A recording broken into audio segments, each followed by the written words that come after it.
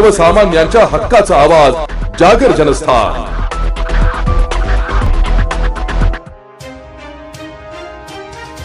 साखरेच्या दरात झालेल्या भरमसाठ वाढीचा फटका आता थेट सर्वसामान्यांच्या खिशाला बसू लागलाय। साखरेच्या वाढत्या दरामुळे चहा, मिठाई आणि इतर खाद्यपदार्थांच्या किमतीवरही परिणाम होतोय। देशभरात साखरेचे दर वाढत असताना केंद्र सरकारने परिस्थिती नियंत्रणात आणण्यासाठी विविध उपाययोजना सुरू केल्या। धुळे शहरात गेल्या तब्बल 50 वर्षांपासून चहाचा व्यवसाय करणाऱ्या गजानन चहा सेंटरलाही या दरवाढीचा फटका बसलाय।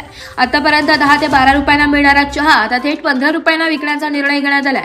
साखर, चहा पावडर, दूध आणि इतर साहित्याच्या वाढत्या खर्चामुळे दर वाढवण्याची वेळ आल्याचं चहा विक्रेत्यांचं म्हणणं आहे। मात्र चहाच्या दरात झालेली वाढ सर्वसामान्य नागरिकांच्या खिशाला चटका देणारी ठरत आहे। दरम्यान साखरेचे दर वाढण्यामागे कमी उत्पादन, सणासुदीच्या काळातील वाढती मागणी, हवामानामुळे ऊसाच्या पिकाचे झालेले नुकसान आणि बाजारातील साठेबाजी यांसारखी कारणे असल्याचे केंद्र सरकारने स्पष्ट केलंय। रोजच्या जीवनातील अत्यावश्यक वस्तूंच्या किमतीत वाढत असताना आता चहासाठीही नागरिकांना अधिक पैसे मोजावे लागत आहेत। त्यामुळे केंद्र आणि राज्य सरकारने साखरेच्या वाढत्या किमतींवर ठोस उपाययोजना करून सर्वसामान्यांना दिलासा द्यावा अशी मागणी नागरिकांकडून होत आहे।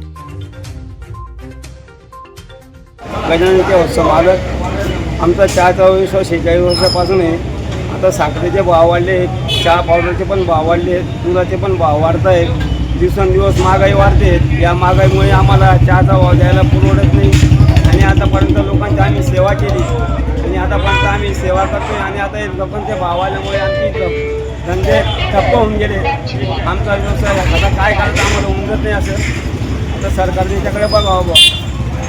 आता साखरेचे भाव 100 रुपयापर्यंत जाण्याची शक्यता आहे। आता 78 रुपयाचे भाव चालू आहे, अजून 78 रुपये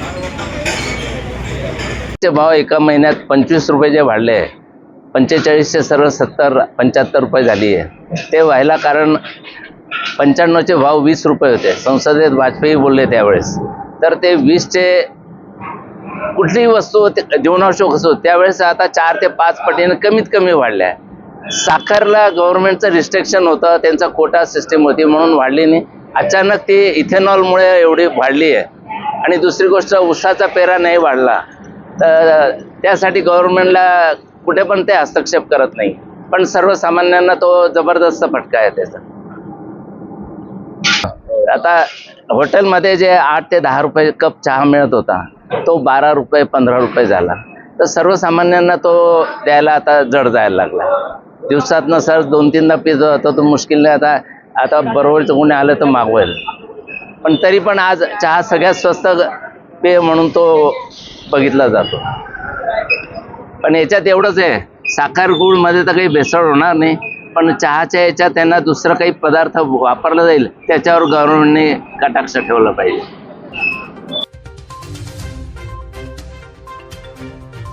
जागर जनस्थानसाठी रूपक बिरारी, धुळे।